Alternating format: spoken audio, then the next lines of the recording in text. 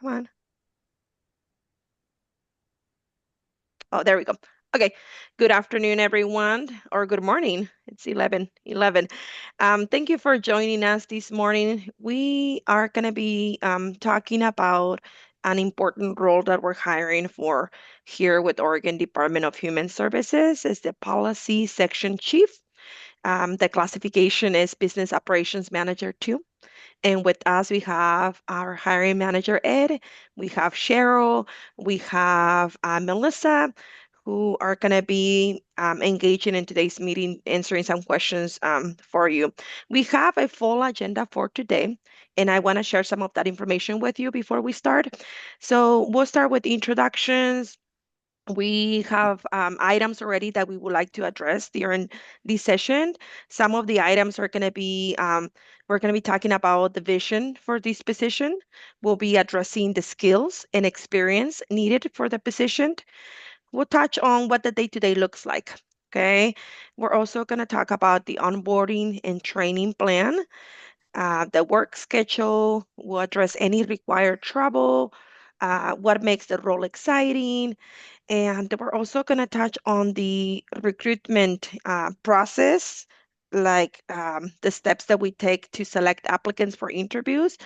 And also, we will share dates for interviews with all of you. Okay.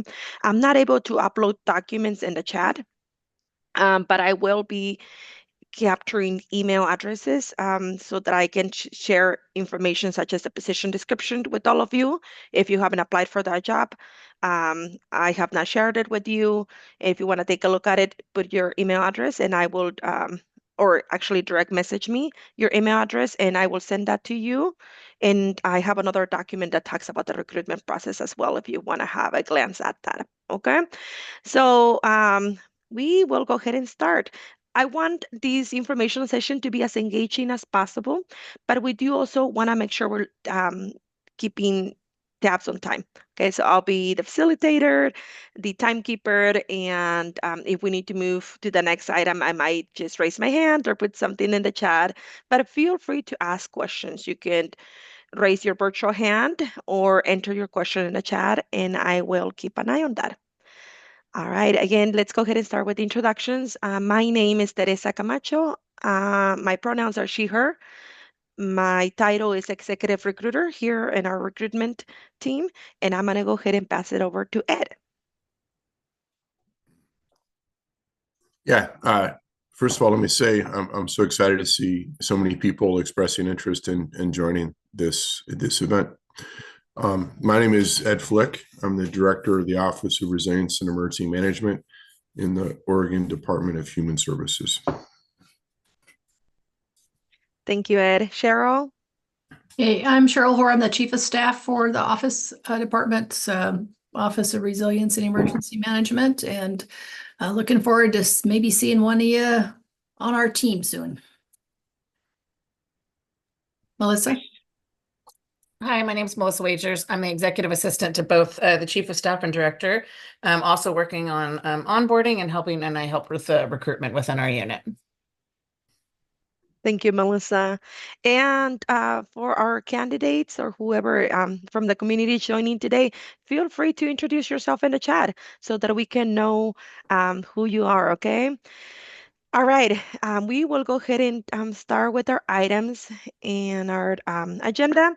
So I'm going to go ahead and pass it over to Ed and Sharon, Melissa. You decide who's going to be touching those items, Ed. Let's go ahead and start with the vision for this position, please.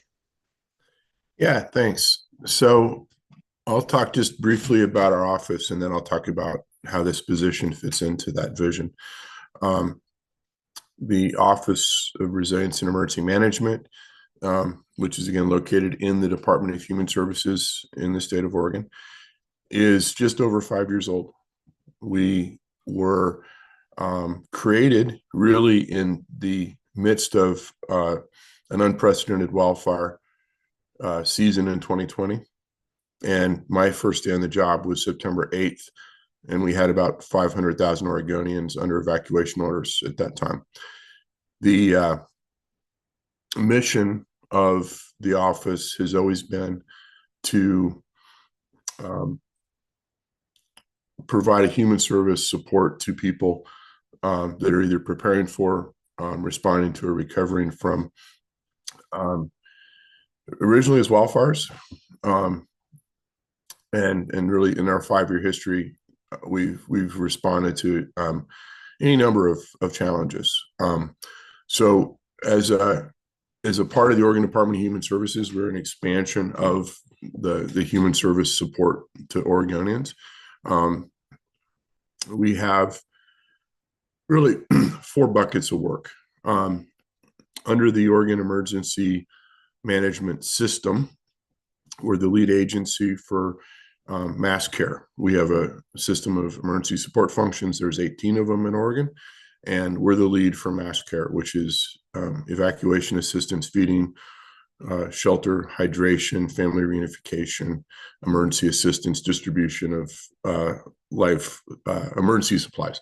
We're also, in the second bucket, responsible for human services recovery. We've been engaged in recovery efforts in Oregon since the 2020 wildfires and are currently doing recovery operations still for 2020 all the way through the wildfires that have occurred this summer. We're the lead agency in the state of Oregon for supporting warming, cooling, and cleaner air centers. We've seen impacts of extreme weather events each year we've been in existence, and also wildfire smoke. I'd count in that bucket also preparation for things like public safety power shutoffs and things like that cause people to maybe not be safe in their homes. Finally, and really excitingly, we're responsible for developing what our statutes refer to as resilience hubs and networks. So as we've encountered disruption after disruption, the legislature a couple of years ago recognized that it was really important to begin building resilience at the community level. So we've been doing that.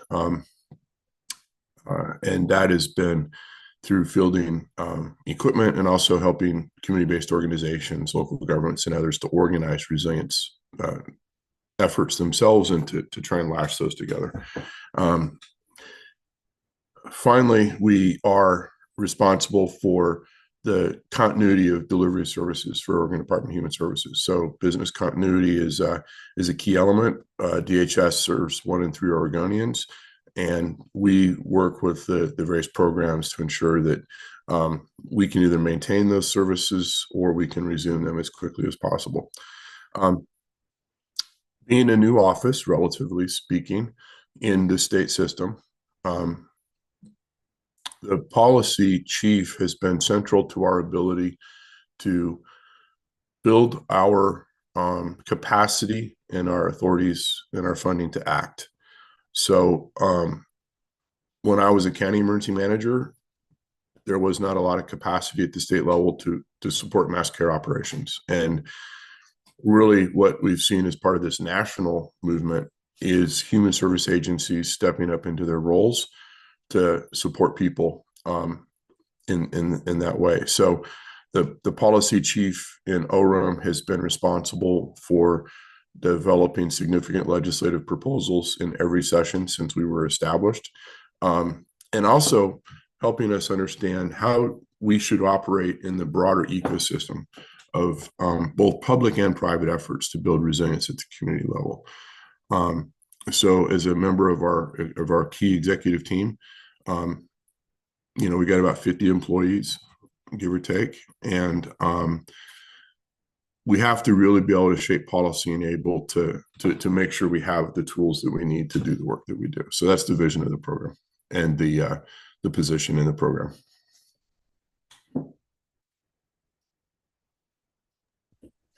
Thank you so much, Ed. And again, I want to invite our audience. If they have questions as we go ahead and raise your hand or enter those in the chat and we will read them for you.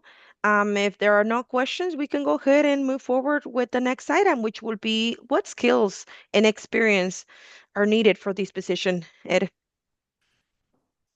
You'll see in the posting that we're really looking for a candidate that can really get right to work. This is a position that I rely heavily on. You know, we're heading into both a short session and the policy development and shaping what we may ask for in the next long session is upon us. We're actively working to continue to formalize the work that we do. So having an advanced degree, I think, is not necessary, but I think it's certainly would benefit a candidate that would be in this position. You know, we're really looking for advanced research and technical writing, being able to write persuasively. Experience around the legislature. We're involved in 2 legislative working groups right now, shaping legislation. Understanding policy development. You know, I think that the role of human service agencies in this space is evolving. It's certainly nowhere near the maturity that you see in public safety and even in natural resource policy areas. So developing the policies within which we can operate is a key piece of it. An ideal candidate would have experience in emergency management. You know, there's a lot of very specific context to the work that we do, both within the federal landscape and also sort of how we're approaching state and local policy and authority structures. Now, I will say that we are kind of breaking the mold, though. You know, we're really looking at how we can build from the ground up in resilience. So experience in public safety is not necessary. You know, we're looking for people that can help us bring together. We really find ourselves at the intersection of housing, human services, community development, and public safety, right? So you could come from any of those backgrounds and really be able to contribute here. Finally, you know, we are really focused on strengthening communities. And so a really solid grounding and philosophy of practice as it relates to how we support communities is a really important characteristic here. You know, we are not top down, we're bottom up, and community engagement and it would be a really important skill to bring to this position. Can I add something there, Ed? Please. One of the things that we've done with this position this time is we really want to make sure that this person is managing our policy development process. And so that, because as Ed said, we're still new, you know, like just over 5 years. And so we have some foundational work to do in that area. And as part of that, to facilitate that work, we're asking this person to work with colleges like PSU or whatever is appropriate to help us develop an internship program that would really focus on identified areas where we need to develop policies and programs to move those things forward. So some kind of experience and that kind of thing, or knowledge, connections, or whatever would be something that would be of interest to. Thank you. Yeah, it's one exciting part of what we do is I think we're innovating. And as you innovate, you have to build policies to make sure you can do what you're trying to do responsibly, reliably. We know the work is relevant, right, to the communities. We just were on a call this morning with a bunch of community partners that had a hand in creating this Resilience Hubs and Networks authority that we have. So Kristen writes, relatively new position. So to be clear, has it been filled before? It has been filled. When I was working in an armory gymnasium, when we had the virus in 2020, the first thing I recognized is we needed to have a policy chief that could help us. You know, Cheryl was part of that original team in communications, operations, logistics, finance, and administration. So it has been filled. It was filled, and the previous candidate did a good job at it, and has moved on. So we're excited to continue the role. Thank you, Ed, for answering that question. Christian, does that answer your question? Do you have any other follow-up questions? It does answer it. Thank you. Very good. Thank you both. All right. And Ed, do you want to talk a little bit about what the day-to-day looks like for this position? Yeah. The day-to-day in this position is really engaged. There's a lot of desk work. There's a lot of reading. There's a lot of researching, but there's also a lot of community engagement. And I'll highlight in particular the work that was done in this position. Like I mentioned, in the 23 session, there was a bill that was passed that gave us responsibility to support the development of resilient hubs and networks. You can look in the literature and also on our own website and gain more knowledge about that particular project. But this position was central to reaching out to communities across Oregon to understand how we should shape that legislation and then how we should ultimately execute the responsibilities given to us by the law. So this is not something that can be done in a vacuum. We really need to be able to engage across various policy environments. What does that mean, right? We work with school districts, we work with public safety, we work with community-based organizations, colleges, the various other state agencies. You know, there's a strong nexus here to housing and community development. How we fit in those policy ecosystems is a key part of that. So what does it mean? Is it's somebody that really is engaging and is out and is at the table where policies are being considered and written. So there's some travel here. I'll be forthright in that. During the session, this position is very, very active in tracking legislation, preparing testimony and talking points for me and others. You know, this position also is rely on this position to present testimony and also to participate in legislative working groups. So there is a Salem nexus to this job, right? I'm not adamant that the person that receives it lives in Salem, but they need to be able to get here and spend time here, particularly during session. It's also a position that I rely on to respond, right? One of the things that we do is assist local jurisdictions in their own response. And oftentimes we can help them navigate processes that may be, you know, FEMA processes or from the housing and urban development side, or, you know, so there's an away element of this position, right? It is someone that the position will be somebody I'll rely on to be able to go out and really engage communities where they're at. That sounds like a bumper sticker, but it's really core to our practice, right? So somebody that's and really able to grind out and really think through the policies, but also engaging in everybody else to make sure that we understand what we're doing and how it links to everything else.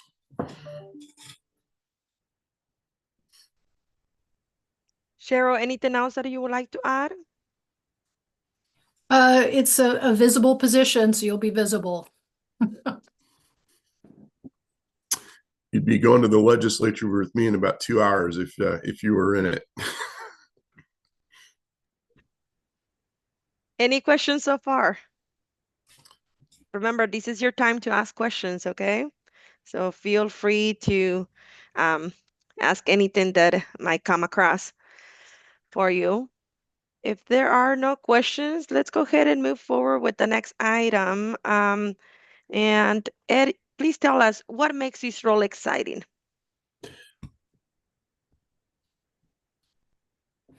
I think that's a wonderful question. For somebody that's really committed to public service and somebody that's committed to innovation in public service and somebody who's committed to co-production with the community, I can't think of a more exciting position. The transformative nature of the work that's been done, you know, again, we were just on a call a few minutes ago with some key community partners that were instrumental in securing the authorities and resources for us to do the Resilience Hub and Network work. The degree to which they value what's been accomplished and with the community, that is so rewarding, right? And as we see uncertainty in the federal policy environment, it becomes really important to us that we do everything we can to support really a bottom-up approach. And a successful candidate here will be committed to public service. They'll be committed to innovation. They'll be committed to equity and doing the best that we can to play our role.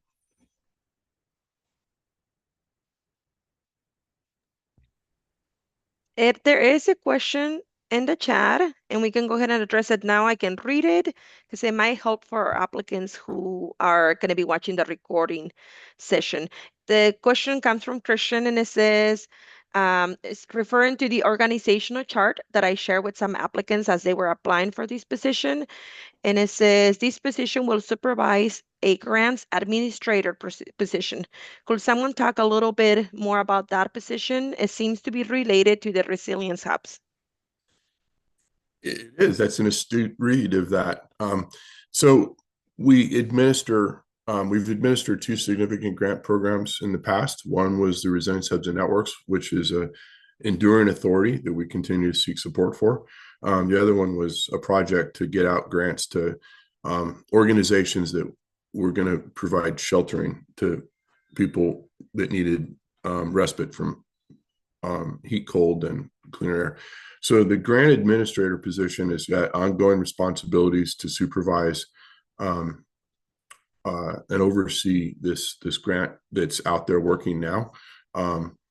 We have about 100 and I'll say about 100 grants in the field right now that we're engaging with. So that position, the grant administrator, works day to day with our regional staff. We have a large regional staff that engages with our community partners and also the tribal nations.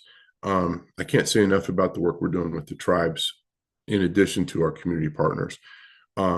So we can't just rely on general fund, right? Given the environment, and it just wouldn't be right to do so. So the grant administrator is looking for ways that we can bring resources into OREM, but they're also looking at how do we assist our partners to connect to resources beyond our own in the community. So that's a key element of this job is to first of all figure out what we should do and then help us find resources to accomplish it. Thank you, Ed. Going back to Christian. Christian, did that answer your question? Yes, thank you, Teresa and Ed. But I do have just a quick follow-up is that the org chart also, it looks like there's a note attached to that position that it's through, if I'm reading this correctly, that it's through June 2026. That is true. Yeah, it's an LD position right now. And we're working to find a pathway for durable funding. That's one of the only positions we have that is actually limited duration is the grant position. But the position, this position, whether or not that continues or not, we reorganize in a way that it wouldn't impact this position if that position sunset. Okay, thank you very much. I see also Bruce writes, yeah, we work with congressional delegations quite a lot. That's a good question, Bruce. Yeah, this is certainly part. So it's communicating and coordinating policy up horizontally and down. Has the team done a post-mortem of the 2020 wildfire response to help drive legislation asking policy changes? Yeah, that's a really good question. So we are still actively engaged in 2020 recovery. Most recently, we received $2 million from OHCS, the Oregon Housing and Community Services, to attempt to meet remaining unmet needs of survivors from 2020.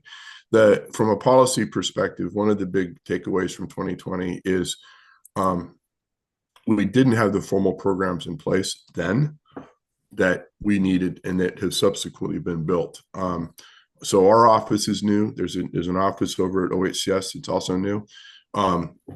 When a survivor experiences a loss, we are working with various legislators in the governor's office to create a formal individual assistance program in Oregon.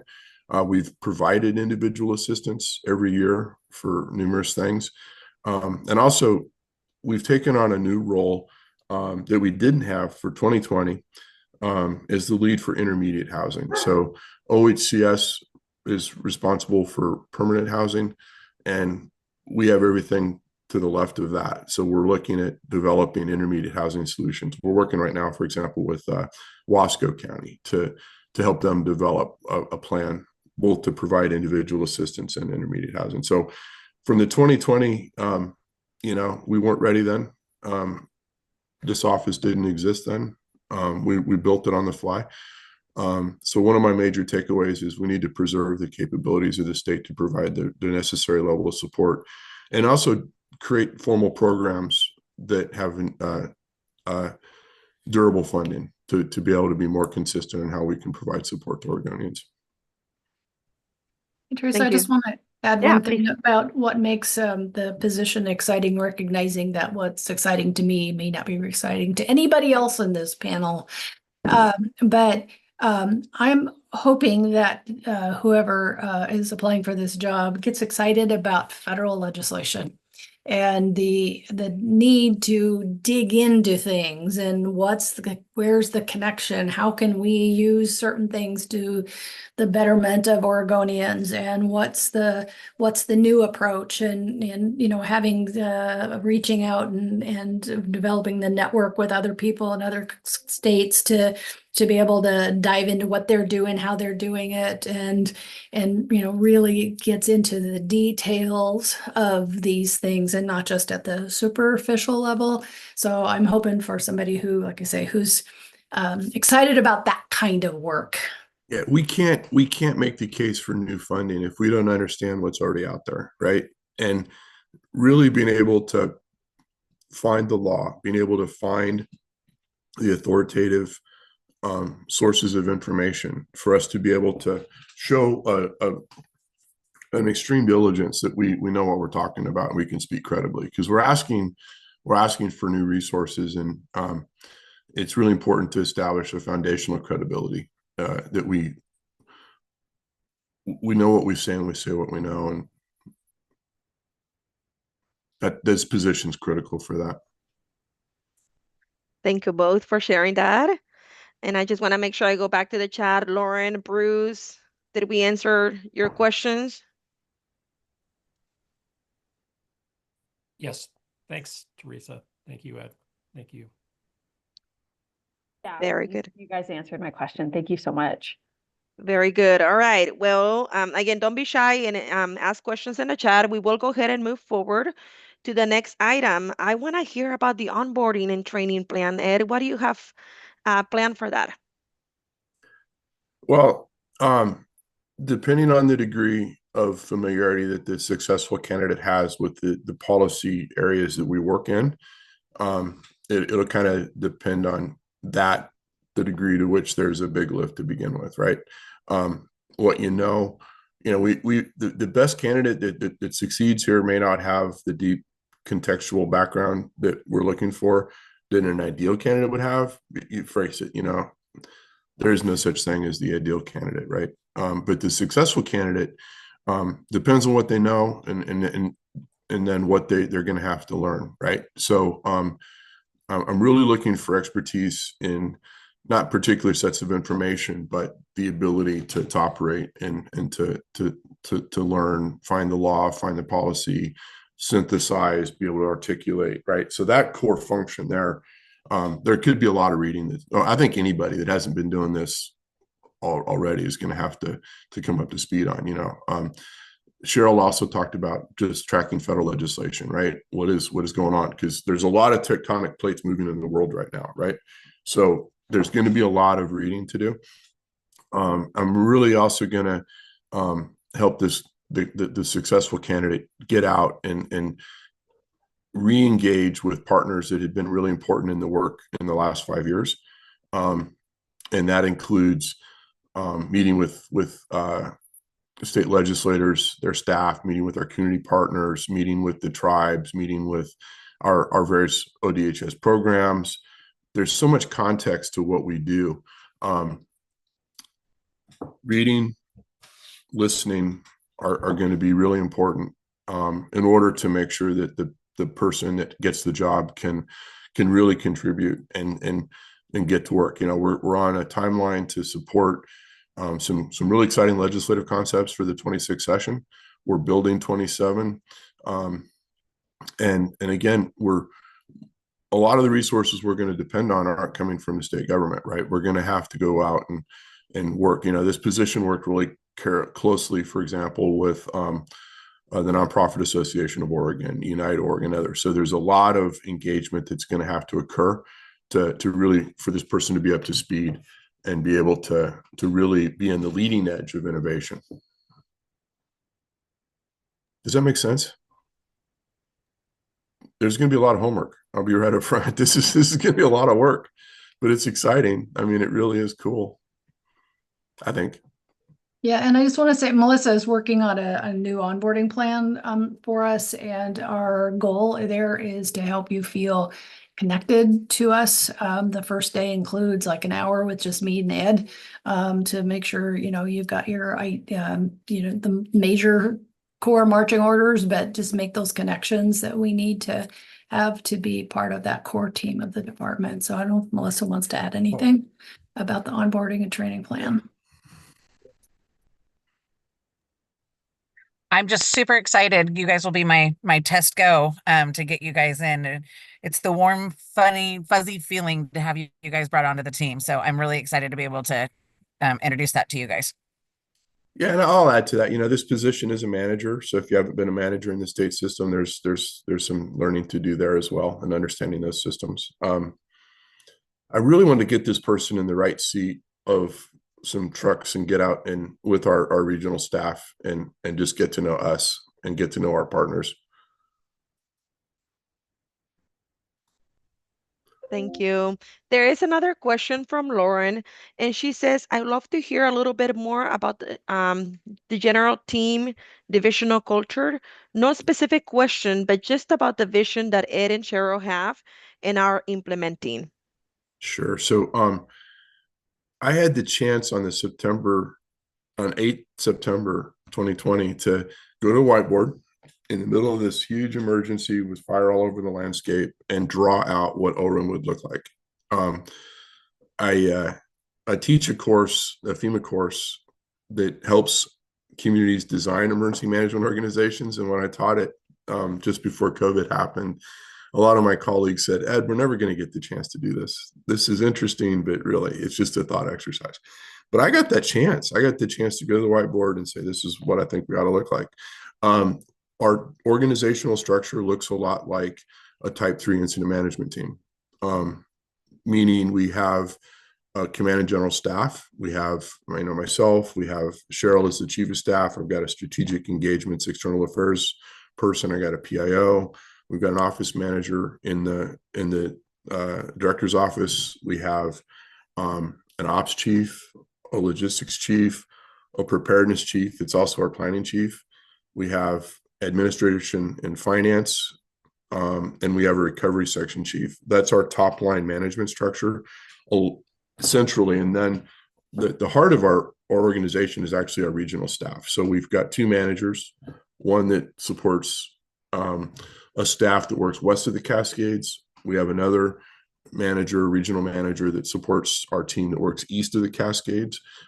We have a relatively senior staff. So our main effort, our key actors in the whole place are what we call social service emergency liaisons, and they are either OPA 4s or PM 3s that are actually responsible for delivery of all the work that we do in a particular set of counties. So we've got those folks spread across the landscape. We have a really significant logistics section. One of the things in our responsibilities to distribute emergency supplies, we have delivered thousands and thousands of things like air conditioners and air filtration devices. We're supporting delivery of go bags.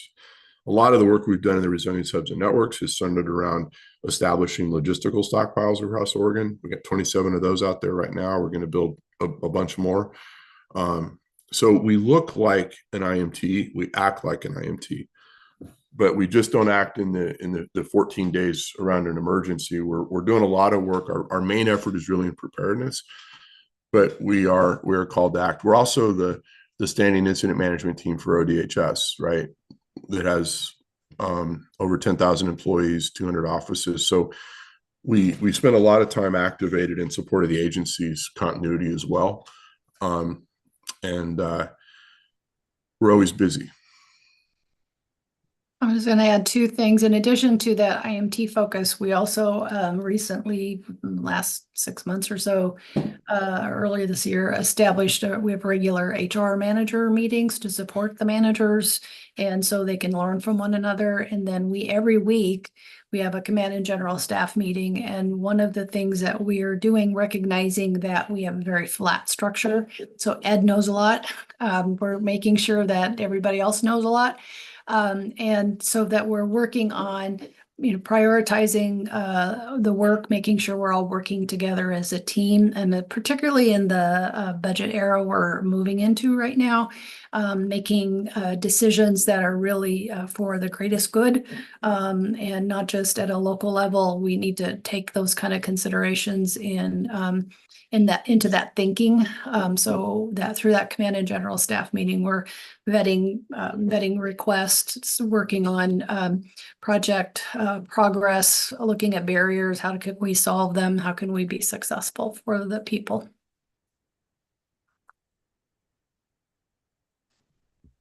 Thank you both. Any questions? Looks like we're doing great with our time. Let's see. Let's talk a little bit about work schedule. I know this position is hybrid. I have received a couple questions about what the hybrid schedule looks like. Ed, if you can touch on that a little bit too, please. So there will be times that I expect this person to be in Salem. Hybrid, though, is we started out as a hybrid organization, right? We built in the COVID environment, and it's gone really from remote to hybrid. So Cheryl and I have had a good conversation back and forth. Do we really need this person in Salem? Sometimes we do. And so if you don't live in Salem, or you can't get here, there is travel, that will be involved to be here when we need to engage, particularly in the legislature. We try and get together as a team twice a month to bring everybody in. That's been really an important element of us really forming team, right, as a part of our culture. So most days you'll work from home. Some days I'll ask you to travel to Salem, and then the position also has a responsibility as a responder to travel around Oregon in really short notice. At the end of the day, we work to meet the needs of Oregonians, and so an element of this job does involve being able to respond and support. So it is an element of the job to be able to travel in response or for meetings. Thank you. Any questions on that hybrid schedule?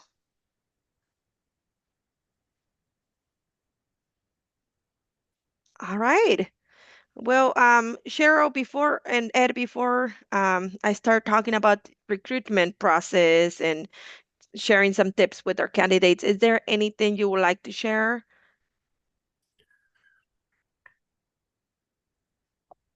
Hey, I'm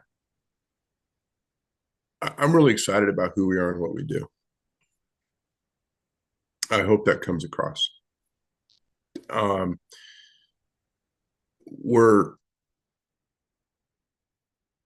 I think at the end of the beginning of OREM, if that makes sense. I don't know who said that, but I always thought it was a clever quote. So we're standardizing. We're having to operate. We operated exceptionally for like 5 years, and we're growing organizationally, right? As an enduring fixture. I'm really excited that the work we do, I think, is core to not only in the emergency management environment, but also from an organizational perspective.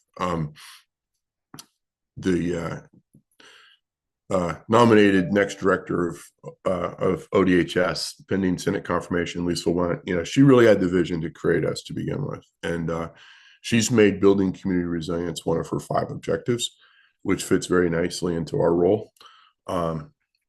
But also just core service delivery, right? And we have a big part in doing that for an agency that has a tremendous reach across the state. Again, 1 in 3 Oregonians receive support from us. So this is not the place for somebody that is content. This is not the place for somebody that wants to know routinely. We are an emergency management organization. We are a resilience organization. It is dynamic. But if you're an innovator, and it's not just about helping us innovate, it's about how we help the communities innovate. That's the most exciting thing right now about OREM. Thank you, Ed. I do see a question in the chat, and I'm going to go ahead and read it before we jump into the recruitment information. It's from Chris, and it says, what are the current mechanisms that this position has to develop policy and procedures for better development with bottom-up concept and getting local and community EMs input? Is it working, and what would you like to see differently? That's a great question. Actually, can I start the answer to that? Yeah, why not you do that? Yeah. So the department actually has standards for policy development and the ways you let people know about what's happening and everything. So what we're working on right now is to start implementing those through the mechanisms that we have for communications. The bottom up part of that is really one of the things that we've also identified in this position to make sure that whatever we're doing is informed by that local work, whether it's with our social service emergency liaisons or work that they're doing out in the field, and that bi-weekly command and general staff meeting with the leaders will be a way that we will be vetting a lot of that process. I just want to kind of set the stage for that overall. Yeah, I think so there's an internal perspective to policy and how we do things. Again, we're at the end of the beginning. There's then the sort of the external lens. And one of the things that we've depended on as an office for 5 years has been a series of special purpose appropriations. That means one-time money from the legislature. The legislative initiatives are to create durable funding for things like individual assistance and intermediate housing. And also just really, where do we go with this idea that the foundation of a response is actually in the community itself, and how we support the development of resilience hubs and networks is really, really vital. I think that in terms of policies and procedures, what you see is, emergency management is very what do I want to say? Collaborative, and then when an incident happens, then it takes on sort of a command and control nature, right? So we're trying to blend these two cultures of the public safety approach with the community approach, and so that means we're having to reimagine how we describe how these roles occur, right? With what is a resilience hub? How does it fit with the county emergency manager? We've done a study of sort of what is the current state of practice in our work across the counties, and only about 26 of the 36 counties and 9 tribes actually have a mass care plan. So we're looking at how do we help build structure there to close the gap between the public safety side of emergency management and the community side of emergency management, right? And it's really going from making the initial grants for these hubs and networks to then creating mechanisms that coordination can occur in the real world in real time, right? That's the space we're working in right now, and that's what makes it exciting. Understanding the policy environment. How do we translate that to create conditions and set conditions for local action is the goal, right? So we see that the old approaches are not really meeting the needs of most people. And we have some really local legislators and community partners that want to see that change. And it's not just for big emergencies, it's for disruptions that occur every day. We're going to have big challenges in the state with food security. There's some changes in the federal landscape that are going to have people fall off Medicaid. They're going to fall out of food security programs. Those disruptions are also part of our mission.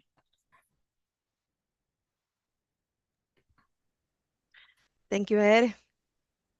All right, I'm looking at the time. We have about 12 minutes. I want to be respectful and make sure that we stay within our hour. So I'm gonna go ahead, Ed, and give you a break.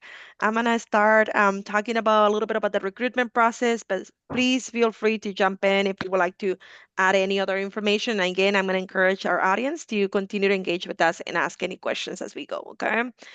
All right, let's talk a little bit about how we do recruitment processes here with Oregon Department of Human Services. So it looks like the deadline for to submit applications is going to be on October 6th. Okay, so you have until October 6th at 11:59 p.m. Pacific time to submit your resume, cover letter, and workday application. Um, Once the deadline comes, or actually as people are submitting their application material, we're starting to take a look at your application material. We have to confirm a couple of things, all right? The first one is minimum qualifications, and this is listed in the job announcement. We have to confirm that all applicants meet minimum qualifications.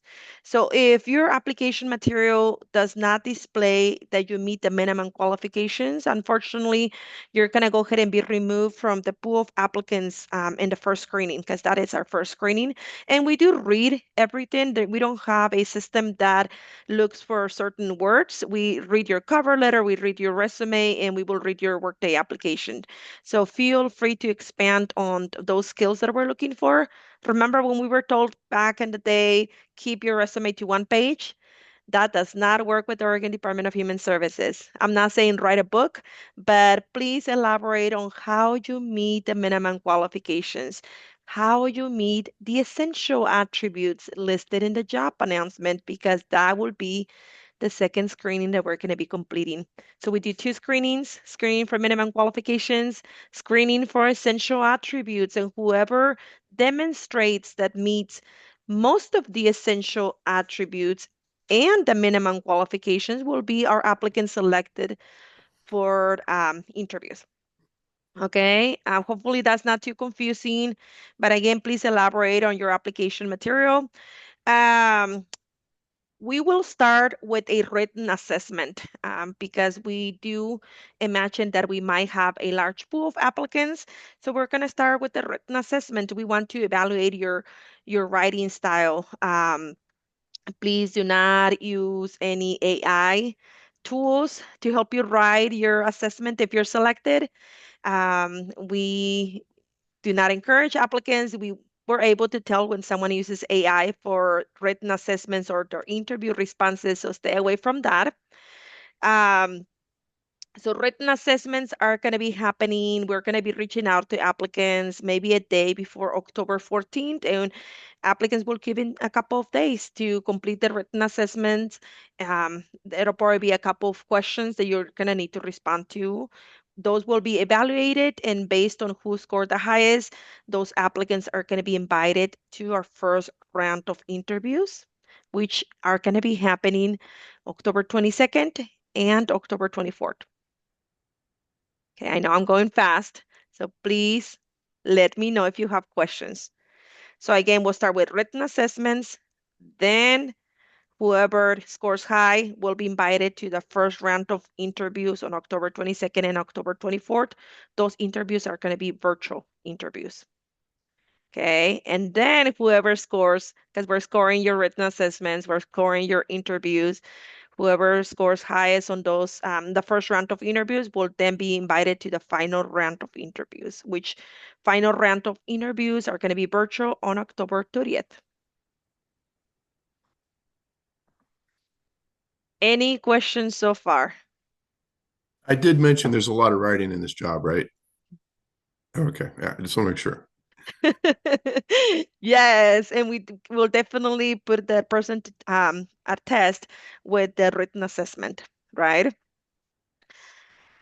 So again, what I will encourage you to do as if you're applying for this position, carefully read the job announcement, take a look what this job entails, read the position description.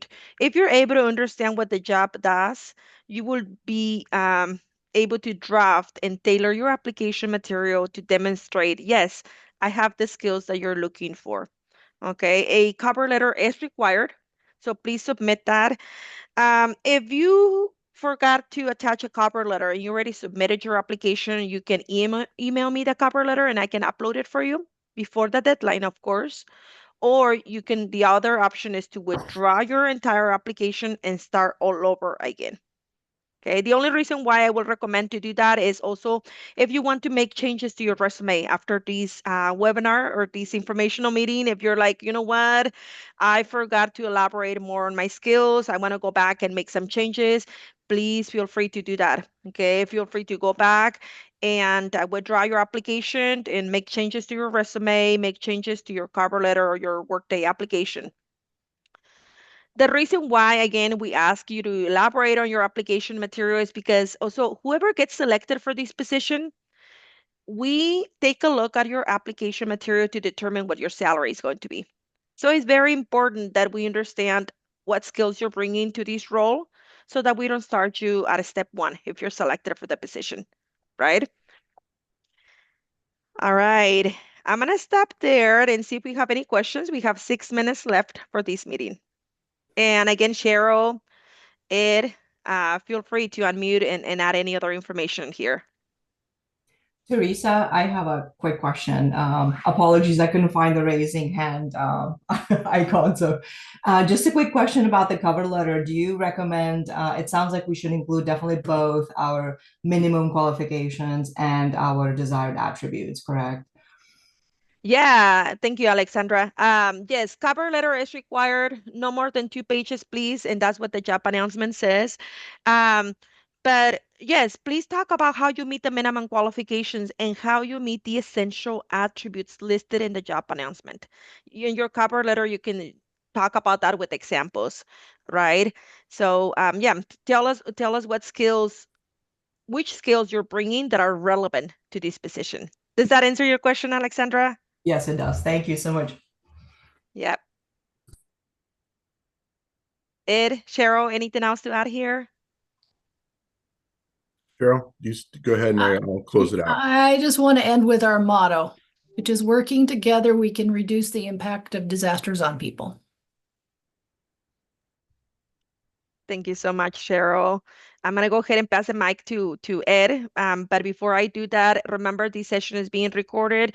I will be turning it into a YouTube video. It usually takes me a couple of days to do that, and I can share it with folks. I'm going to enter my email in the chat in case if you want to email me your information. I am already sending out information to folks that have reached out.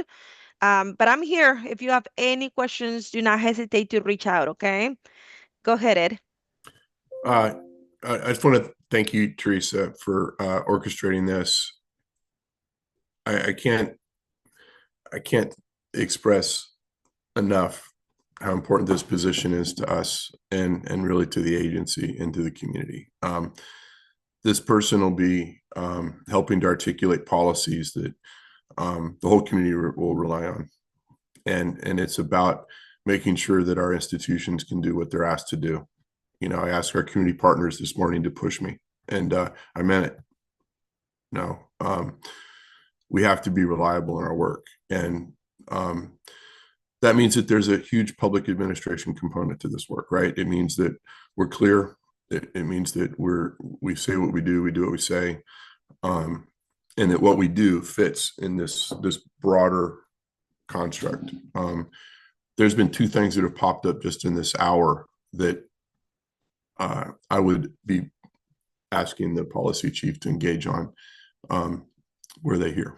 So I appreciate your interest. If you're really serious about public safety and public service and taking a humanitarian perspective to do the most good for Oregonians, I hope you'll consider this to be your home. And I'm excited to see people go through what I think is going to be a really competitive process to get on the team. Thank you. Thank you everyone for joining us this afternoon. I'm gonna go ahead and hit the stop recording button here.